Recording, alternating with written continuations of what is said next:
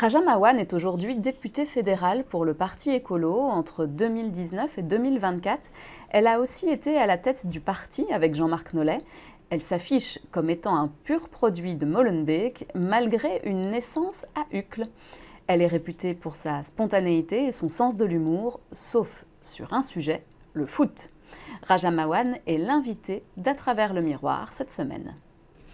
Bonjour Raja Mawan. Bonjour. Merci d'avoir accepté de participer à travers le miroir cette semaine. Merci à vous. Alors pendant une demi-heure, on va essayer de vous découvrir un peu plus, voir qui se cache derrière la femme politique et la députée fédérale que vous êtes. Il n'y a qu'une seule règle ici, c'est qu'on ne peut se regarder donc qu'à travers le miroir. Avant de commencer et de revenir sur votre parcours, moi j'ai justement envie de vous demander comment vous vous sentez dans ce fauteuil et à vous regarder dans le miroir. Je me sens pas trop mal pour le moment, mais c'est vrai que c'est un peu perturbant de se regarder dans le miroir. C'est un exercice un peu d'introspection avec lequel je suis pas la plus à l'aise en public en tout cas, mais je pense que ça va aller. J'ai confiance. Vous avez confiance, ok. Parfait. Je ne sais pas si vous avez toujours raison, mais on va essayer en tout cas. Votre apparence, le look, est-ce que c'est quelque chose que vous soignez? Oui, en tout cas j'essaye. Je ne sais pas si je suis à la mode, mais j'essaye toujours d'être propre, de sentir bon, d'avoir les cheveux lavés. D'être m'habiller dans des vêtements où je me sens la plus à l'aise en fait. C'est peut-être pas toujours in, mais visiblement je crois que ça fait le taf. Donc oui, je soigne un minimum quand même. Et la garde-robe, ça veut dire qu'elle se compose principalement de jeans, surchemise, veste et t-shirt, c'est ça? Ouais, il y a beaucoup de ça. Quand je suis pas au Parlement ou quand j'ai pas de réunion, je suis un peu plus casual, donc il y a plus des sweats ou beaucoup de maillots de foot aussi. Très beau maillot de foot d'ailleurs. Donc quelques maillots de foot, quelques sweats à capuche. Et puis quand il y a des occasions spéciales, c'est aussi beaucoup de tenues traditionnelles du Maroc que j'aime bien porter aussi à l'occasion. Alors vous êtes aussi connu pour vos t-shirts en général avec un slogan. Alors aujourd'hui, vous êtes venu sans slogan, mais souvent on vous voit quand même avec différentes petites choses. Ouais, c'est très vrai. C'est une façon d'envoyer un message sans ouvrir la bouche, puisque tout envoie des messages dans ce qu'on est, de comment on s'habille, comment on se comporte, comment on se tient. Et souvent, il y a un petit clin d'œil sur le t-shirt. Alors oui, aujourd'hui, c'est sobre, mais en même temps, face à un miroir, c'est peut-être compliqué d'envoyer un message, donc là, c'était sobre. Et quand vous êtes face au Premier ministre, vous avez envie de lui envoyer quoi comme message ? Alors plein, beaucoup de colère de la population. Et puis la dernière grosse interaction que j'ai avec le Premier ministre, elle n'était pas très chouette parce qu'il m'a traité de menteuse, alors que les faits ont démontré que je n'avais pas menti. Et donc là j'étais quand même pas très, très contente. Oui, effectivement. Vous êtes très sur les réseaux sociaux, évidemment. C'est quelque chose que vous travaillez beaucoup. Là aussi, c'est une image particulière que vous voulez vraiment mettre en place? C'est même pas une image, c'est naturel, puisque je fais partie de la génération, je suis pas née avec les réseaux sociaux, mais j'ai grandi avec. C'était une manière de me tenir connecté, de me tenir en lien avec le monde et aussi avec ses amis, sa famille, etc. Et donc c'est plus une utilisation intuitive et naturelle. Alors bien sûr, il y a une équipe de com, Calvin, que je salue notamment, qui m'aide à gérer mes réseaux sociaux. Mais c'est pas forcément une image, c'est surtout quelque chose de très intuitif et très naturel. Après, évidemment, c'est un outil super pour rester connecté, être proche des gens aussi. C'est aussi une autre façon d'investir le terrain. Vous arrivez à répondre aux messages vous-même ou pas? Oui, les messages sur Insta, c'est moi. J'essaye au maximum. Alors parfois, il y a plein de messages que je ne vois pas passer, évidemment, et je m'en excuse auprès de celles et ceux qui m'écrivent. Mais oui, en commentaire ou en message, je réponds assez souvent moi-même.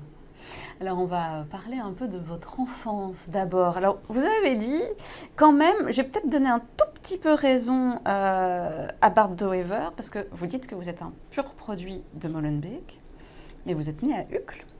C'est vrai. Comment ça se fait? C'était Edith Cavell qui était forcément là. C'était Edith Cavell, c'était la gynéco de ma maman qui était... Je vous montre cette belle photo avec un t-shirt justement Made in Molenbeek. Absolument. Mais j'ai un lien très très fort à Molenbeek parce qu'effectivement, si je suis née à Uccle, J'y ai passé peut-être les 4-5 premiers jours de ma vie. Et puis j'ai été à Molenbeek où c'est la première fois que j'ai été élue. C'était à Molenbeek, j'ai grandi là, j'ai été à l'école à Molenbeek, j'ai eu mon premier job aussi à Molenbeek. Et donc il y a une histoire très forte avec Molenbeek et les Molenbeekois et les Molenbeekoises. Et Uccle, c'est juste parce qu'il y avait, c'était la gynéco de ma mère qui s'y trouvait. Une petite erreur dans la domiciliation. Après, c'est très bruxellois. Ouais. Je me revendique aussi comme très bruxelloise. Et c'est ça que j'aime bien aussi à Bruxelles, c'est qu'entre Uccle et Molenbeek, c'est deux mondes différents, mais en même temps, on est tous très bruxellois et bruxelloises. Alors, votre papa, il est ouvrier, votre maman, elle est mère au foyer, vous êtes dans une famille nombreuse. Comment vous êtes enfant ? J'étais l'avant-dernière d'une famille de 10, donc est-ce que j'étais là. J'étais là dans la masse d'enfants. Ça veut dire quoi? Il faut prendre sa place? C'est ça que vous voulez dire? Il faut prendre sa place, effectivement, mais en même temps, on a une place à part entière. C'est une famille traditionnelle, immigrée, première génération. Mes parents ne sont pas nés en Belgique, ils sont nés au Maroc. Et pour la petite histoire, ils se sont rencontrés, ils se sont mariés à Anvers, et mes premiers frères et sœurs sont nés à Anvers. Et donc après, ils sont venus à Bruxelles. Et donc oui, la famille, très très important, et on est très très soudés entre frères et sœurs. Et donc il fallait trouver sa place, il fallait la prendre, et il fallait trouver le moyen d'exister, mais en même temps sans se faire trop remarquer et sans se faire trop écraser également, donc c'était un subtil équilibre. Et à l'école, ça se passe comment? Vous êtes plutôt la bonne élève? Vous êtes plutôt celle au fond de la classe qui va faire rire les copains? J'étais plutôt bonne élève, je dois avouer, mais j'étais aussi un peu impertinente ou un peu de bavardage, mais j'ai toujours été déléguée de classe par contre. Donc il y avait peut-être déjà des indications, j'ai toujours été la déléguée de classe en primaire et en secondaire aussi. Plutôt bonne élève, mais aussi bonne ambi quand même. Oui, donc c'est un peu un mélange pour pas se faire détester en étant la première de classe, quoi, c'est ça? Ouais, je sais pas si j'étais la première, mais j'étais parmi les premiers. Mais ouais, bonne ambi et très bon souvenir d'école. J'ai adoré ma scolarité. Vous rêvez de quoi à ce moment-là? Donc vous dites plus tard, quand je serai grande, je serai... J'ai pas un rêve précis, j'ai plein de rêves. Je voulais être médecin, je voulais être journaliste, je voulais être footballeuse, je voulais être chanteuse, je voulais être plein de choses à la fois. Mais plus tard, le point commun, c'est que je voulais être en contact avec des gens et être utile, entre guillemets, à la société. C'est l'analyse que j'en ai fait plus tard. Et à ce moment-là, ouais, je veux surtout que ça se passe bien et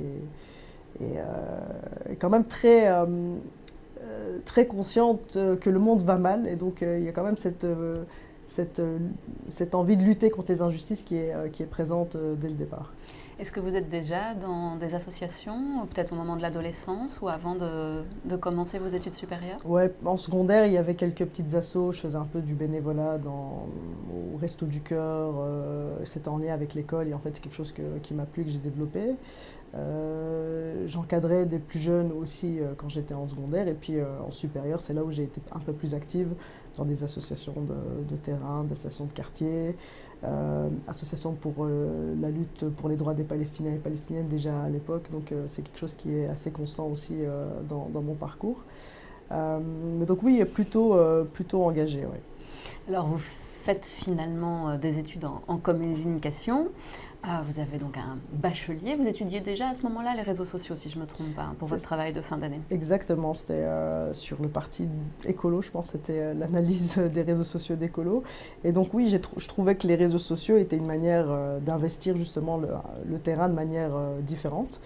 Et c'était hyper intéressant parce qu'on est là au tout début des réseaux sociaux, on est au tout début de Twitter, on ne se faisait pas encore insulter, harceler tous les jours. C'était très chouette. On n'avait pas encore pris la mesure aussi de la place qu'allaient prendre les réseaux sociaux dans la société. Et ouais, donc j'ai fait des études de com parce que je voulais être journaliste, figurez-vous.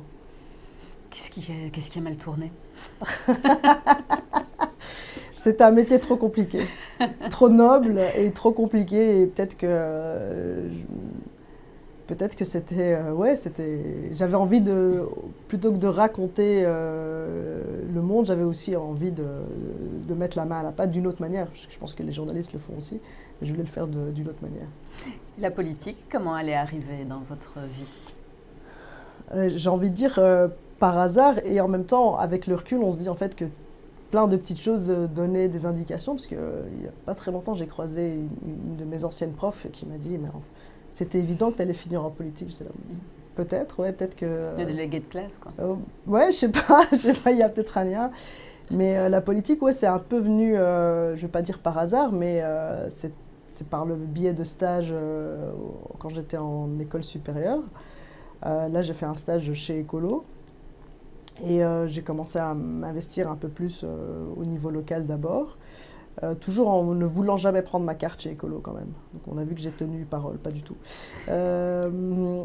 C'était assez intéressant parce que je trouvais que c'était une manière de continuer ces combats, de continuer à s'investir, mais une manière un peu plus différente. Ça ne veut pas dire que c'est la seule et que c'est la meilleure des manières, mais c'est une façon de faire en tout cas. Et comment vous avez choisi Écolo ? Alors tout dans mon parcours devait m'amener vers un parti de gauche, donc ça c'est normal que ça aille plutôt vers Écolo. Mais il y a une valeur cardinale et qui me touche beaucoup, c'est la question de l'autonomie et de l'émancipation. C'est comment on donne les outils aux gens pour que les gens puissent s'en sortir et qu'on ne les cantonne pas à des rôles ou dans des cadres ou des cases bien précises. Ça, je déteste, je ne supporte pas les cases, les frontières, les limites, ça m'ennuie. Et donc oui, ce qui m'a amené chez Écolo, c'est pas tant la question environnementale, ça j'y suis venue par la suite, mais c'est vraiment la question, je l'ai dit, sociale et de l'autonomie et de la place de l'humain dans la société. Donc de pouvoir quand même être un peu plus libre aussi que dans d'autres partis de gauche, dans l'expression Absolument, absolument. Il y a d'autres partis où c'est plus horizontal, chez Écolo c'est un peu plus vertical. Peut-être parfois un peu trop, certains diront, on verra. En tout cas, oui, c'est le parti qui correspond le plus à ce que j'avais envie, ce que j'ai envie en fait de porter et de donner. Ça ne veut pas dire que c'est le meilleur des partis, c'est celui qui me convient le plus en tout cas. Et ça ne veut pas dire que je vais y rester toute ma vie, mais c'est aussi aujourd'hui l'outil, l'instrument qui est pour moi le plus à même pour essayer d'améliorer le quotidien des gens. De changer les choses. Alors vous vous présentez une première fois en 2012 aux élections communales pour Molenbeek, où là vous n'êtes pas élu, mais vous commencez à travailler avec Sarah Turine après. Absolument. Vous vous représentez en 2018, là vous êtes élu. Absolument. En 2019 au Parlement bruxellois. Ouais. Et quelques mois plus tard, on vous propose de vous présenter en duo avec Jean-Marc Nollet pour la coprésidence d'Écolo. Ouais. Qu'est-ce que vous vous dites à ce moment-là ? Vous avez 30 ans à ce moment-là, il faut le préciser aussi. Hein, c'est un peu un grand saut dans l'inconnu et en même temps, moi je suis de l'école de quand il y a une opportunité, il faut la prendre. Et cette opportunité s'est présentée, je me suis dit en fait j'ai rien à perdre, j'ai tout à gagner. Alors c'est pas vrai parce que j'ai perdu quand même des cheveux, j'ai plus de cheveux, j'ai gagné des cheveux blancs, on les voit un peu moins aujourd'hui. J'ai gagné des cheveux blancs, j'ai gagné quelques rides, mais j'ai surtout gagné une expérience incroyable et un honneur en fait, avec mon parcours, mon background, d'être coprésidente. À ce moment-là, je me dis, je le fais et je vais faire du mieux que je peux. Si ça se passe bien, tant mieux. Si ça se passe pas bien, au moins je l'aurais fait, j'aurais pas de regrets. Alors à ce moment-là, il y a une équipe de BX1 qui vous suit dans les tout premiers jours de votre coprésidence. Et je vous propose de regarder un extrait du reportage qui a été tourné à cette époque. Décrivez-nous un petit peu Raja, avec vos mots. Avec mes mots, c'est 100% de spontanéité, 100% de regard positif, 100% aussi de solutions et parfois originales. Et je trouve que de ce point de vue-là, on se complète parce que moi je suis un peu grand classique avec mon expérience et donc parfois je ne sors pas des chemins qui sont convenus. Et elle a l'avantage de bousculer un peu ça et d'amener d'autres formes de réflexion et d'autres formes de solutions aussi. Donc à nous on fait 200%. Quoi. Il y a quand même des points où vous n'êtes pas d'accord ? Sur le sport. Ouais, j'allais le dire. Sur le sport. Il préfère le volley et moi le foot. Voilà. C'est tout. Pour le moment, je crois que c'est tout. C'est quand même un point extrêmement important. Il ne faut pas minimiser ça. Alors, ça fait plaisir de revoir Jean-Marc. Ouais. Vous le voyez encore de temps en temps? On s'écrit de temps en temps, mais il est à Paris pour le moment, donc on s'écrit de temps en temps et on s'est revus 2-3 fois, mais on s'écrit. Quand il dit de vous justement que vous êtes 100% intuitive, il y a beaucoup de vos amis aussi qui disent ça et que c'est votre force en politique. Est-ce que c'est votre force ou est-ce que c'est aussi votre faiblesse? Pour le moment, je n'ai eu que des succès avec mon intuition. J'ai pas eu beaucoup d'échecs perso, je veux dire, mais effectivement, je suis assez intuitive et assez instinctive. Ça peut être une faiblesse, j'imagine, à certains moments. Peut-être qu'il y a un excès de confiance ou autre, mais j'aime bien. J'aime bien parce que c'est pas obéir à des plans ou des schémas prédestinés ou qu'on a construits pendant des années et des années. Et en fait, tu sens le truc et tu y vas ou tu y vas pas, quoi. Donc un peu fonctionner à l'instinct, un peu comme savoir à quel moment il faut mettre le ballon au fond des filets, c'est ça? Ah, c'est ça. Très belle analogie. À un moment donné, il faut lâcher le ballon et tirer.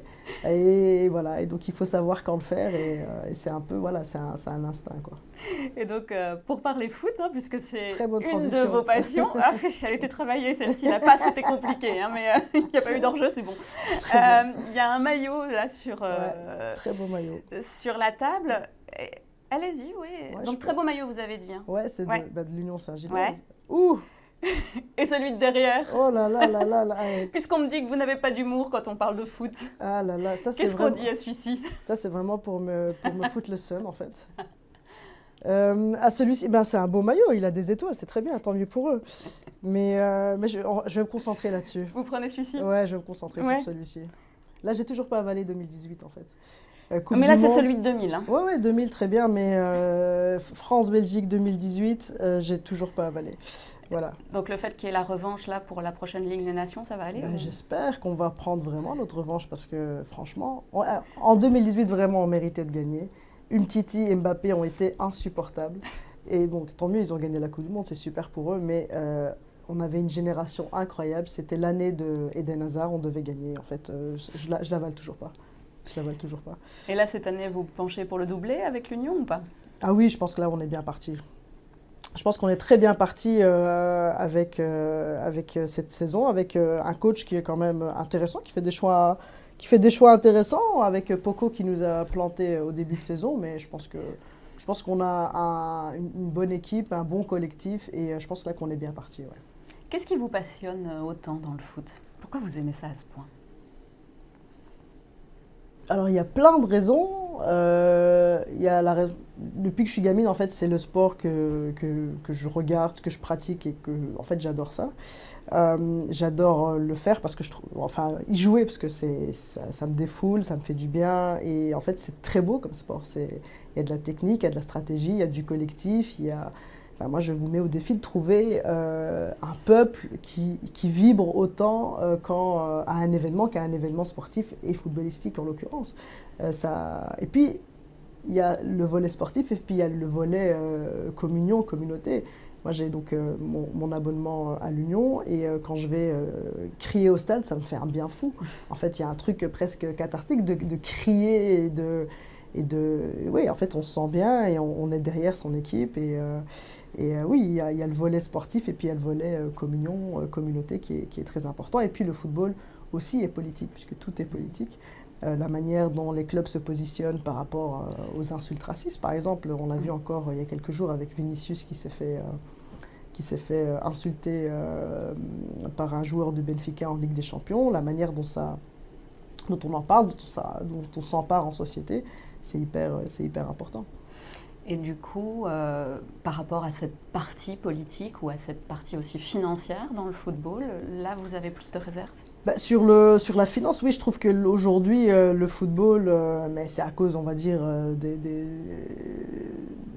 plein d'éléments qui foirent un peu la relation qu'on peut avoir avec le football. Et donc, le capitalisme, pour y revenir, c'est lui aussi qui est responsable de beaucoup de maux au sein du football. Et donc cette partie financière, cette partie business qui gâche un peu certains éléments, mais il reste quand même l'essence même qui est le sport, qui est la communion, qui est le volet où on est tous ensemble derrière derrière un maillot, derrière un blason, derrière une équipe nationale. Et vraiment, moi, je ne ressens pas d'émotion plus forte que quand il y a un match de foot avec un scénario hollywoodien, quoi.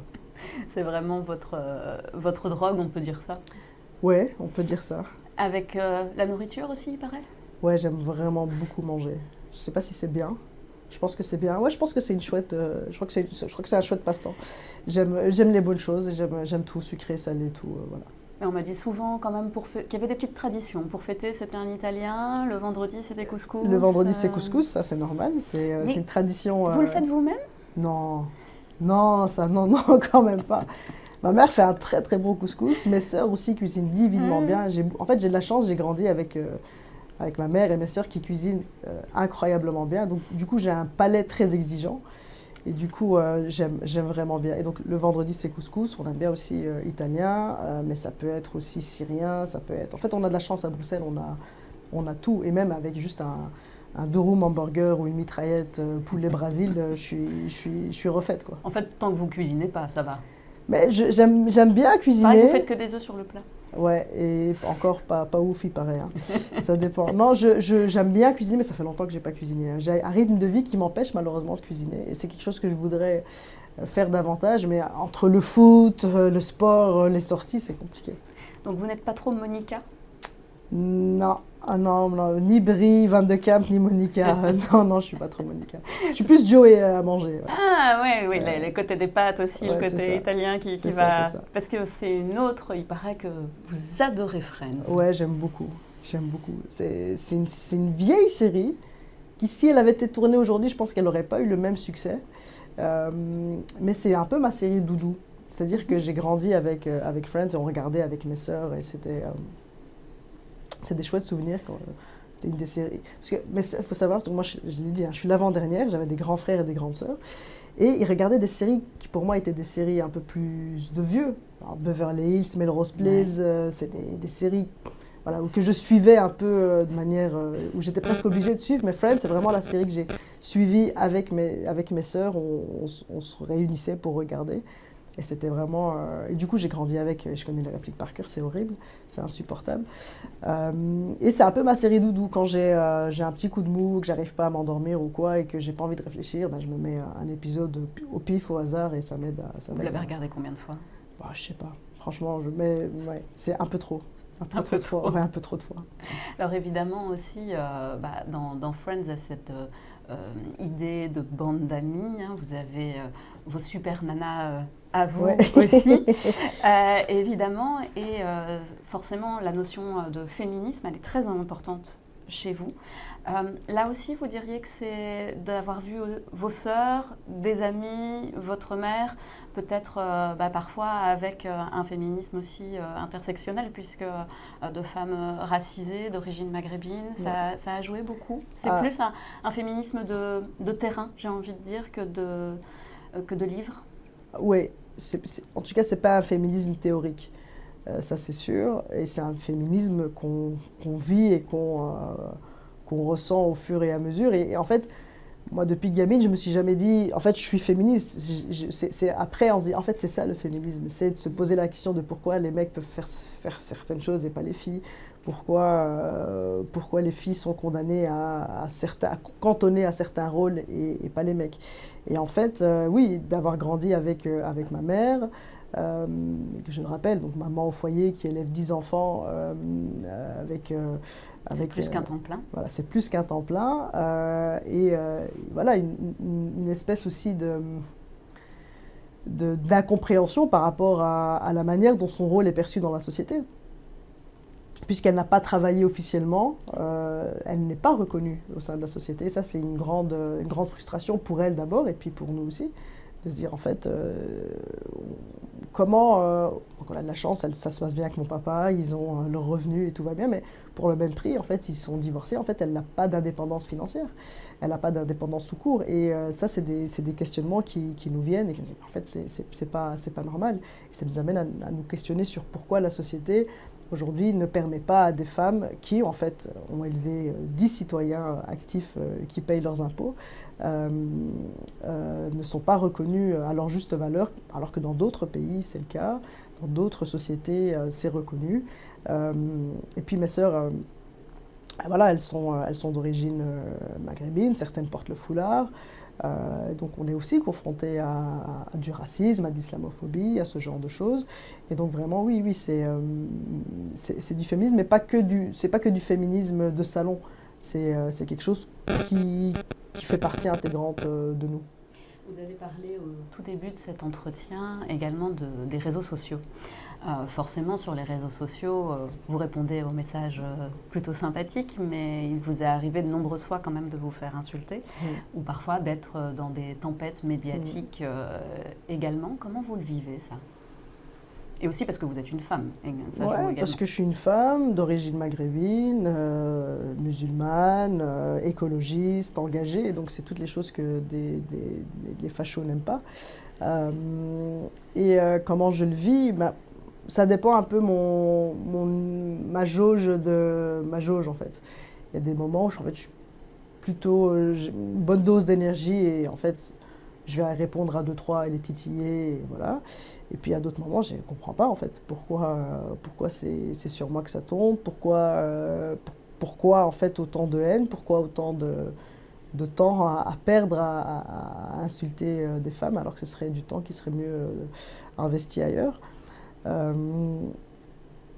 Mais j'essaie que ça ne me touche pas trop et en général ça va, j'arrive à avoir une espèce de distance. Vous arrivez à garder aussi un certain sens de l'humour dans ces cas-là ou pas ? Mais il faut.